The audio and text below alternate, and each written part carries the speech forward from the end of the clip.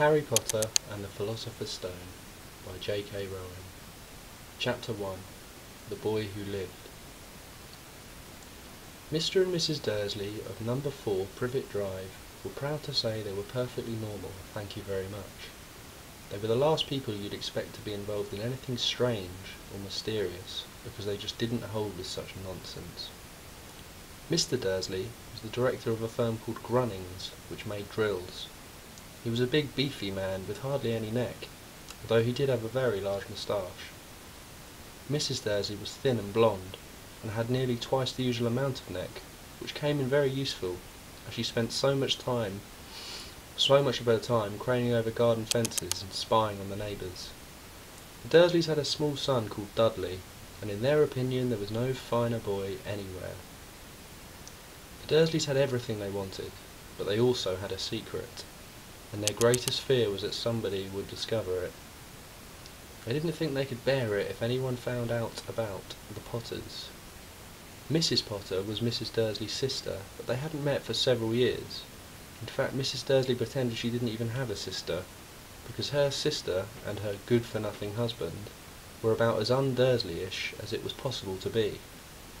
The Dursleys shuddered to think what the neighbours would say if the Potters arrived on the street. The Dursleys knew that the Potters had a small son too, but they had never seen him. This boy was another good reason for keeping the Potters away. They didn't want Dudley mixing with a child like that. When Mr. and Mrs. Dursley awoke up on that dull grey Tuesday our story starts, there was nothing about the cloudy sky outside to suggest that anything strange or mysterious was about to happen all over the country. Mr. Dursley hummed as he picked out his most boring tie for work, and Mrs. Dursley gossiped happily as she wrestled a screaming Dudley into his high chair. None of them noticed a large tawny owl flutter past the window.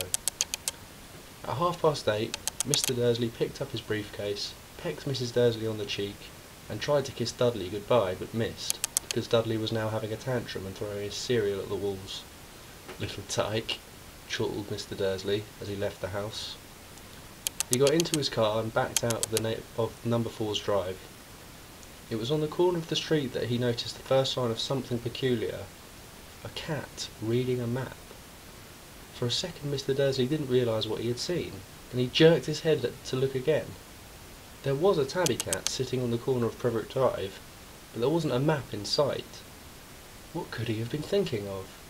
It must have been a trick of the light. Mr. Dursley blinked and stared at the cat. It stared back. As Mr. Dursley drove around the corner and up the road, he watched the cat in his mirror. It was now reading the sign that said Privet Drive. No, looking at the sign. Cats couldn't read maps or signs. Mr. Dursley gave himself a little shake and put the cat out of his mind. As he drove towards town, he thought of nothing except a large order of drills he was hoping to get that day, but on the edge of town, drills were driven out of his mind by something else. As he sat in the usual morning traffic jam, he couldn't help noticing there seemed to be a lot of strangely dressed people about. People in cloaks? Mr. Dursley couldn't bear people who dressed in funny clothes. The get-up you saw on these young people. He supposed this was some stupid new fashion. He drummed his fingers on the steering wheel, and his eyes fell on a huddle of these weirdos standing quite close by. They were whispering excitedly to each other. Mr. Dursley was enraged to see that a couple of them weren't young at all. Why, that man must be older than he was, and wearing an emerald green cloak. The nerve of him! Then it struck Mr. Dursley this was probably some silly stunt. These people were obviously collecting for something. Yes, that would be it. The traffic moved on, and a few minutes later Mr. Dursley arrived at the Grunnings parking lot, his mind back on drills. Mr. Dursley always sat with his back to the window, in his office, on the 9th floor. If he hadn't, he might have found it harder to concentrate on drills that morning. He didn't see the owls swooping in broad daylight, though the people on the street did. They pointed and gazed, open-mouthed, as owl after owl sped overhead. Most of them had never even seen an owl at night time. Mr. Dursley, however, had a perfectly normal owl-free morning. He yelled at 5 different people. He made several important telephone calls and shouted a bit more. He was in a very good mood until lunchtime, when he thought he'd stretch his legs and walk across the road to buy himself a bun from the bakery. He'd forgotten all about the people in cloaks until he passed a group of them next to the baker's. He eyed them angrily as he passed. He didn't know why, but they made him feel uneasy. This bunch were whispering excitedly too, and he couldn't see a single collecting tin. It was on his way back past, clutching a large doughnut in a bag, that he caught a few words of what they were saying. The Potters. Yes, that's right. That's what I heard, yes. Their son, Harry. Mr. Dursley stopped dead. Fear flooded him. He looked back at the whisperers as if he wanted to say something to them, but thought better of it. He dashed back across the road, hurried up to his office, snapped at his secretary not to disturb him, seized his telephone, and had almost finished dialing his home number when he changed his mind. He put the receiver back down and stroked his moustache. No, he was being stupid. Potter wasn't such an unusual name. He was sure there were lots of people called Potter who had a son called Harry. Come to think of it, he wasn't even sure if his nephew was called Harry. He'd never even seen the boy. It must have been Harvey or Harold. There was no point worrying Mrs. Dursley.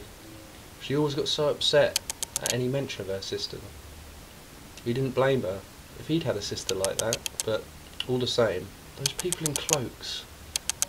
He found it a lot harder to concentrate on drills that afternoon, and when he left the building at 5 o'clock, he was still so worried that he walked straight into someone just out the door. Sorry, he grunted, as the tiny old man stumbled and almost fell. It was a few seconds before Mr. Dursley realised that the man was wearing a violet cloak. He didn't seem at all upset at being almost knocked to the ground. On the contrary, his face split into a wide smile and a squeaky voice that made the passers-by stare. "Don't be sorry, dear sir, for nothing could accept me today. Rejoice, for you know who has gone at last. Even muggles like yourself should be celebrating this happy, happy day." The old man hugged Mr. Dursley around the middle and walked off. Mr. Dursley stood rooted to the spot. He had been hugged by a complete stranger. He also thought he had been called a muggle, whatever that was. He was rattled. He hurried to his car and set for home, hoping that he was imagining things, which he had never hoped before, because he didn't approve of imagination.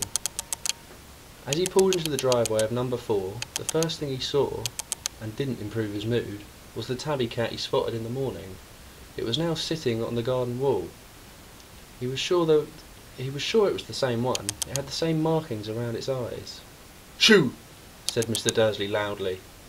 The cat didn't move. It just gave him a stern look. Was this normal cat behaviour? Mr. Dursley wondered.